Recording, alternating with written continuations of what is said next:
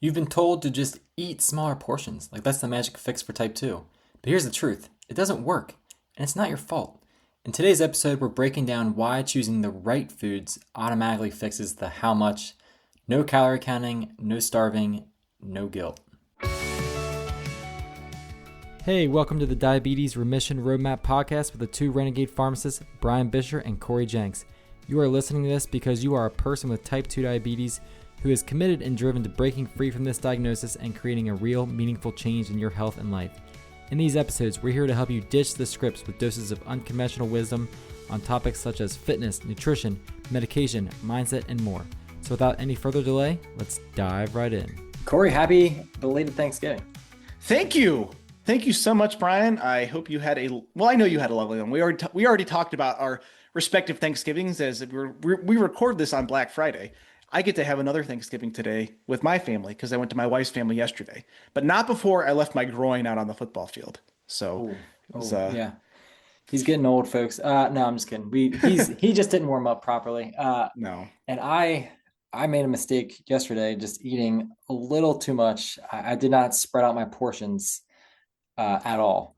In fact, I kind of like crammed it all into one. So like by the end of the night, I was a little miserable. And I didn't intend on that. I didn't try to overeat, but it just happened and it just caught up with me. And I couldn't even have a slice of pie, Corey. So I was a little There's sad always about room for that. pie, Brian, and There you was didn't even not have room room. for pie. No room last night. I'm telling you right now, if I even the thought of a piece of pie like made me just want to get sick. So I got a piece to take home last night so I can enjoy it today. Yeah, I had not felt like that in a long time. So let's talk about I just portions want then. to take a brief pin here to just say to our listeners, we are on here giving information, education on improving your health and your blood sugar.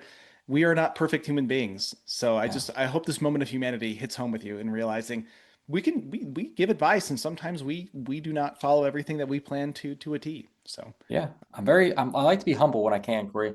But actually, quick note, I know people, if you're listening to this in order, you heard the last episode, we talked about some gratitude. And since then, I mean, I know we gave our 2 cents on gratitude.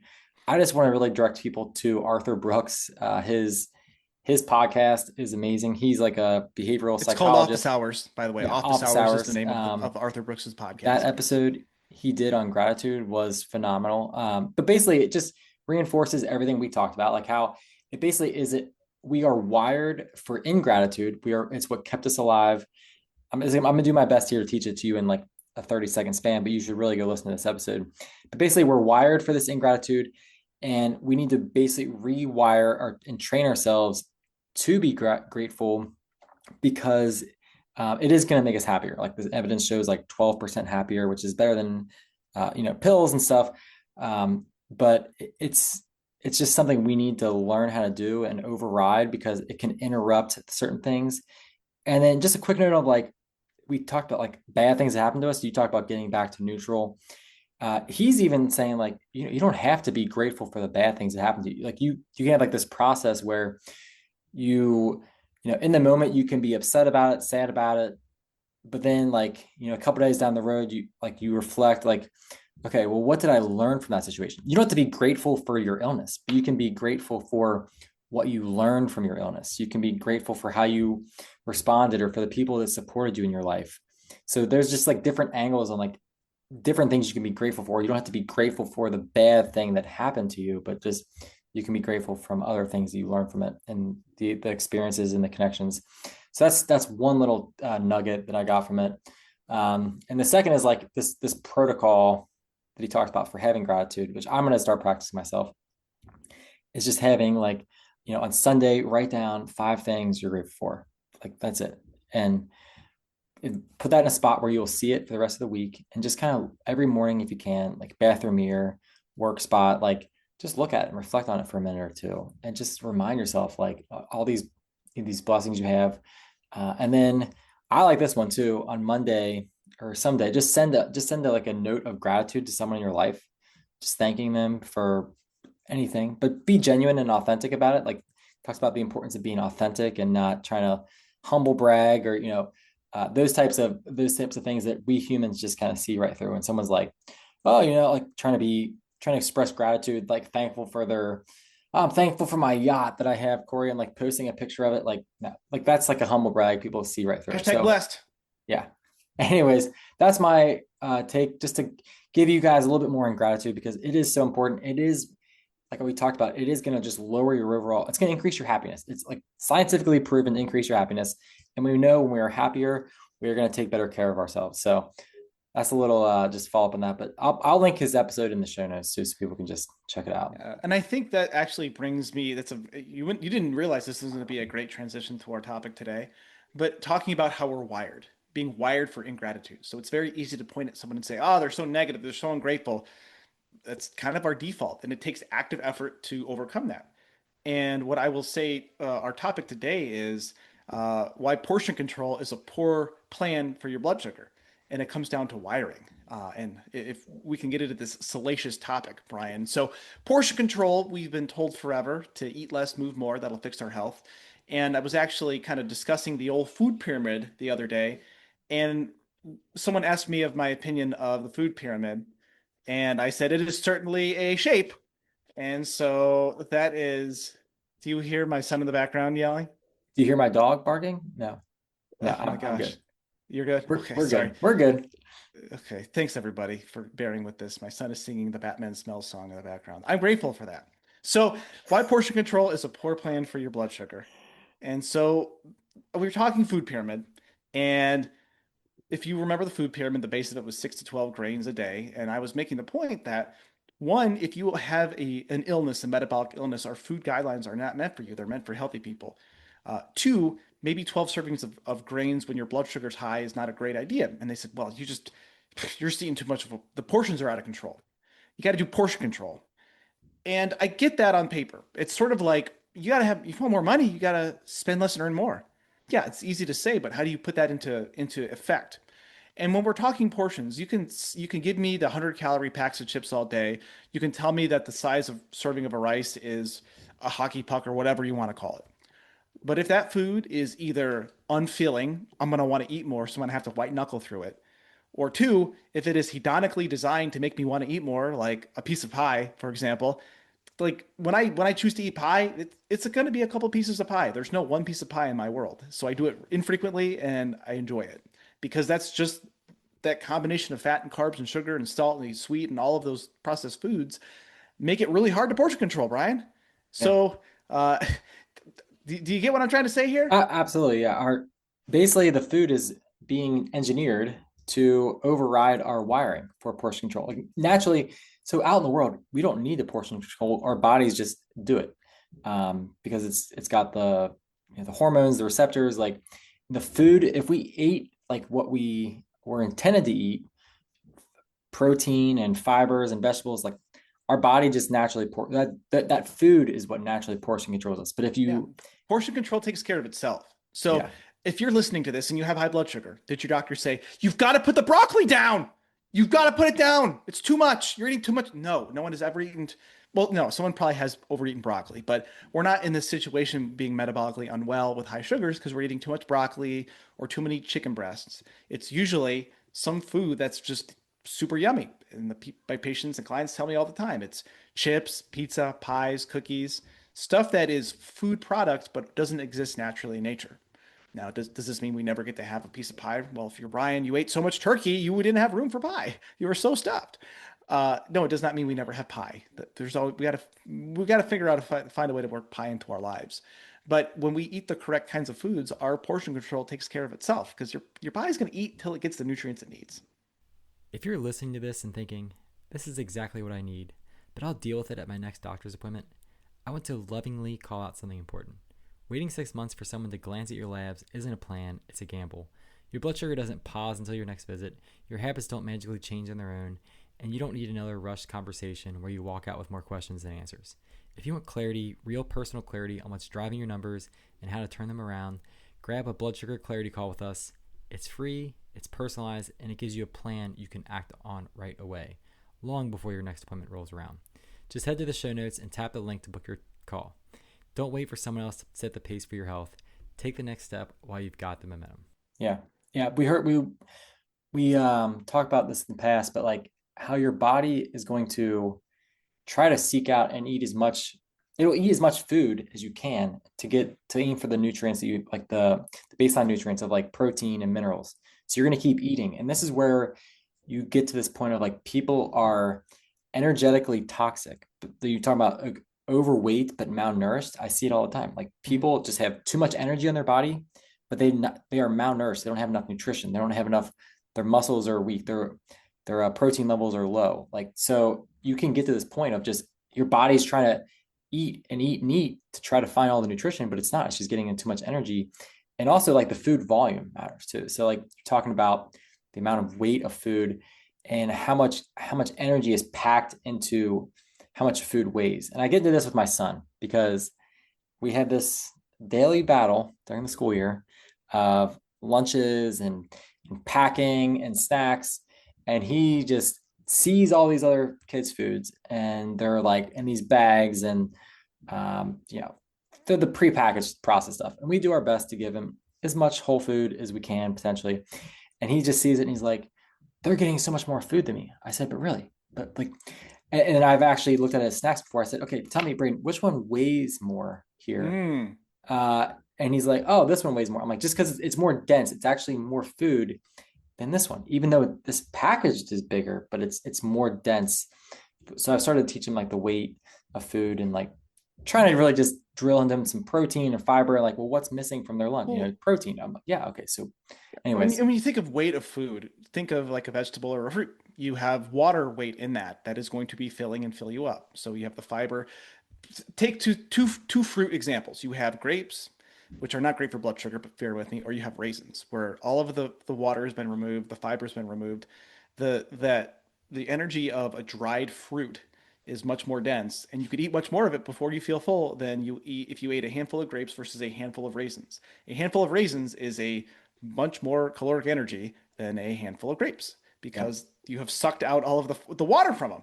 So and this is something that people will comment on the amount of food I eat, and they'll say, "My gosh, Corey, you eat so much." But I have a sack of baby carrots, I have a large salad, and along with cottage cheese, sugar-free yogurt, all of these types of things. So they're large volumes, but they're not energy dense, and they have a lot of fiber, they have a lot of water, and it makes me full. But if you gave me a bag of chips, that 100-calorie smart portion bag of chips, I will eat that bag of chips and I need more. yeah, And yeah, there's a point I actually wanted to get back to. You mentioned it before about being overweight or obese and malnourished. So the sick sad game that happens is when you're overfed and malnourished is you're still hungry. You have all this energy on you. Your body you store body fat to use in times of famine or when there's not enough food. And you can't even access that because you're so hungry because you have none of the nutrition. So it's the sad joke where joke is it's not a funny joke where you're carrying around all this extra weight that you're not even using because you keep eating because you're not nourished. So just kind of circling back to this idea of portion control, it's nice on paper and academics love it and they love to blame. It's a great way to blame patients for failing, but it's not realistic in the real world. And we're not saying that calories don't exist, but I the calories take care of themselves when you eat the right things. yeah. I personally do not count calories. I am at a lower weight and waist circumference than I was in high school, and I was an athlete in high school. So I was active and fit in high school. Yet I don't even count calories anymore because I just eat the right things and then I'm full. And then sometimes on Thanksgiving, I eat sweet cornbread and then I eat another one and then I say I need to shoulder roll out of this house. So, I want to touch on something here because I'm sure if people are like me on this podcast listening, they have seen the fitness people out there, the nutrition people saying, "Hey, you can, you're not eating enough. You're not losing weight. You're not eating enough. That's why you're not losing weight." Uh, and what I think in terms of they're actually saying is like, we can get you to eat more and lose weight. That's what's gonna fix you. But what they actually mean is the volume of food. They can get you to eat more volume filling food because really what's happening is like, is this idea we're talking about is like people are eating way too much energy. They're not getting enough nutrition. Their food is so dense of energy that it's not a lot of volume. And like our body is looking to eat a certain amount of volume of food in terms of pounds per day. Like I think it's like mm, two, if I remember correctly, or something like that. Um, We two, could argue over 2 to 4, somewhere between 2 and 4 pounds, I think. yeah. And so like if you think, well, this food, like a bag of chips weighs, ounces, but it packs 100 calories versus like, we all talk about broccoli, like it weighs a lot more, but packs like 20 calories or 15. It's a lot less. So when people are telling you you're not eating enough and that's why you're not losing weight, what they actually mean is you're not eating enough volume of food in terms of like density. So you're actually eating more energy, not getting nutrition. And so you end up overeating energy because your body's still seeking nutrition. And you could if you people are too I'm not fancy enough for this yet, Corey, and like we're not there yet, but like our videos are not going to be us comparing like foods of like portion sizes and volumes, like this is what 100 calories looks like of this is what 100 calories looks like of this, but you see those side by side comparisons, that's going to give you the visual we're talking about here, right? Yeah. Yeah. It's when I go and have a bowl of Greek yogurt, I'll eat 3 servings at a time of fat-free Greek yogurt from Costco, which I don't get paid. I say it every episode, I think. I don't get any kickbacks from them. I wish I should start getting it. But Yeah. I eat almost 3 cups of yogurt and it's about 300 calories. And then I go and I eat a spoon of peanut butter for 200 calories. And then I weep myself to sleep. So that's the and that's it's hard to understand that because we're not it's a different way of looking at eating. I don't like to look at calories in isolation. I like to look at them in terms of how much fullness and nutrition are these calories going to give me. And on Halloween night and on Thanksgiving night and Christmas night and my birthday, which is coming up in a couple weeks, folks. Yeah, it's Sending those feeling happy my birthday almost notes. 30. Yeah, I'm fishing for happy birthdays because I'm a grown man and I need that validation, Brian. Those nights I don't care as much. And I kind of zoom out and look at it from a day or a week perspective of how I'm eating that way. But yeah, so the reason that portion control doesn't work for your blood sugar is if you're trying to white knuckle your way through small portions of foods that keep you hungry, you're going through life hungry all the time is you can't do it. You're going to be irritable, you're going to be upset, and then you're going to overcompensate and overeat and hate yourself and jump off the wagon and want to quit. So that's why portion control, air quotes here, is not the plan for your blood sugar. It's fullness control, I think is what we want to get for. Yeah, We want and to eat food foods that selection. keep us full and nourished, and the portions shall parse themselves out. Yes. Because other than like Brian actually killed the example I would give, but there's always room for dessert. I would say there's literally other than Brian's the one time I've heard of someone saying I don't have room for pie was last night, and Brian totally killed my point. But you think of, oh yeah, there's always room for a little ice cream or a little cookie or a little cake because it's hedonically delicious and you're not going to get any nutrition from it anyway. And I'm not saying you don't should not eat those things at times, but we're we can't portion that's harder to portion those things out. But if you I mean Brian last night was super full. Imagine you were slightly less full. Someone offered you pie and you're like, "Oh, I can eat some pie." But if someone said, "Here's a hard-boiled egg," you would be like, "No way, I'm not going to eat that. I'm super full." So that's your sign that if you wouldn't eat a hard-boiled egg, that's a good litmus test of am I full? If Yeah. it is I'm not, no, then and if you have an egg allergy or something, don't nitpick me, okay? Please. So Yeah. that's our big post Thanksgiving feast here, Yeah. Brian, is portion control. Yes and no. Traditional sense, I think, is abject failure, but I think it can work when you eat the foods that help self portion yourself. So Yeah. And I'll say I want to get into a couple of practical things here people can do for the hedonic type foods. But I use this with my kids all the time. Like, I'm hungry. Okay, well, let me give you something that will actually fill you up because I'll offer them carrots or something whole food, or after dinner, I'm still hungry. Okay, well, let me get you some seconds. But what they're actually looking for is other food. And I'm like, I'm just training them. It's like I'm on repeat. Like, well, okay, this food is not going to fill you up. If anything, it's going to make you hungrier. So, mhm. what I'm hearing what you're saying is actually you want something that tastes yummy and just to enjoy it. Because if you're actually hungry, I'm going to give you something that is going to fill you up. And they don't like this, but I do it anyway because I'm trying to be a good parent in that It's sense. called being a parent, Brian. We're not their friends, we're their parents. Yeah. So So, but Corey, what are some practical things, just like real quick, rapid fire, like things people can do to help with portion control of the, because we don't want to rely just on like our willpower is not going to no, work. here's a few practical things. fill your tummy up with something wholesome and nourishing first. So that's your protein and fiber. And I know we sound like a broken record, and if you're younger, we're like a skipping CD, and I don't know what we're like a GIF where it's just the same thing repeated over and over again. But start with that first. Like with Brian last night, he was so mechanically full from a large volume of protein and fiber that he did not have room for pie, which is the most incredible party trick I've ever seen. So that's start with fill yourself with something nourishing first. Step one. Okay. I think step two is stay hydrated. I know this is sort of a volume thing, but making sure you're drinking plenty of water along with it. That'll keep you mechanically full as well. That was two. Number three, I would say is limit variety. So if you're going to have stuff in the house, have one of a thing and not three of a thing, because statistically, the more variety you have, it's called the buffet effect. You will eat more. So, which is hard at the holiday time when everyone brings a cookie, a pie, a cake, a dessert. Which brings me to number four is if you're going somewhere and you know that like Aunt May makes the best pecan pie ever, plan on having that, but don't have anything else. Try to stick to your plan. It's not a deprivation. I'm going to really enjoy this one thing. Brian, is that a better reframing than what I would then saying? For sure. I'm not going to eat that. I'm going to eat the crap out of that piece of pecan pie, and I'm going to enjoy it, and I'm going to savor it after I've filled myself up with the nourishing foods. And there's no guilt there. You go in, but the problem that I see and that I fall into is, oh man, well there's pie, but there's a cake there, and then there's like a cookie plate. So we just got to try to limit the variety as much as possible. I think that'll really help with those hedonically yummy foods. Yeah, I like to say choose, don't cheat. You're not cheating yourself, you're choosing. And make that empowered choice to enjoy the food. I was like, is this thing worth it? Like, is this store-bought cookie, cake, whatever, worth it? No. To me, it's like the homemade stuff that's more worth it. When there's rule 6: if it's made in the Costco bakery, with all respect to Costco bakers, it ain't getting in my mouth. I'm gonna have the homemade stuff.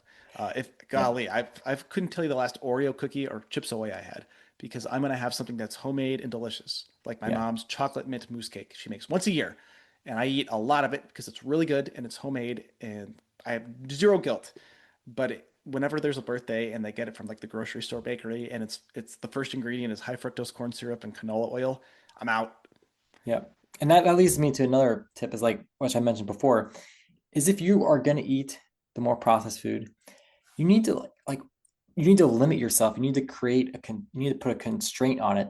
And I think a good one is just a financial constraint, or like actually like an environmental constraint, like not having enough, not having that much of it there, buying small portions. If you're going to a table of food, don't hang around the table, take a plate, walk away.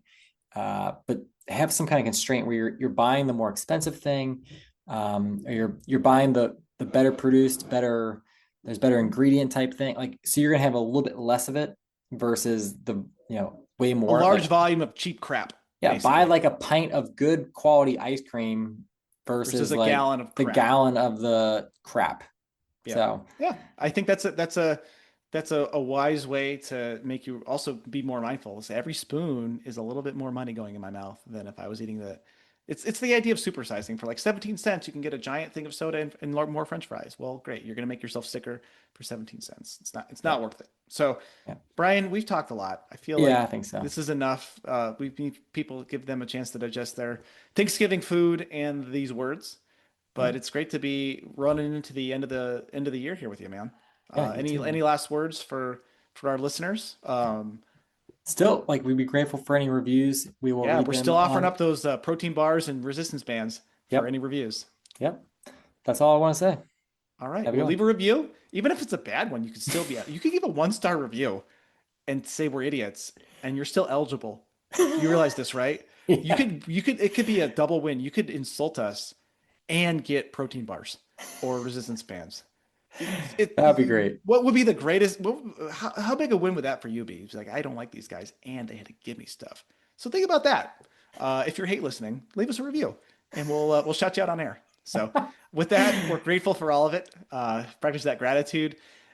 Portion control can take care of itself when you do it in a more intentional way. And until the next time, we will catch you here on the Diabetes Remission Roadmap. Cool. See you guys. If this episode gave you clarity or hope, share it with one friend who's been stuck in the diabetes trap. That's how this mission grows. One person, one family, one story at a time. And if you haven't yet, leaving a quick review helps more people find the show and realize they're not stuck with meds forever. It takes less than a minute, and it means the world to us. Thanks for being here, and thanks for being part of this movement toward freedom. Thanks for listening to the Diabetes Remission Roadmap. The ideas discussed here are for general informational purposes only and do not constitute medical or nutritional advice. We are pharmacists, but we're not your personal healthcare providers. Always consult your own physician or qualified clinician before changing medications, exercise routines, or nutrition plans. Results vary, and what works for one person may not work for another.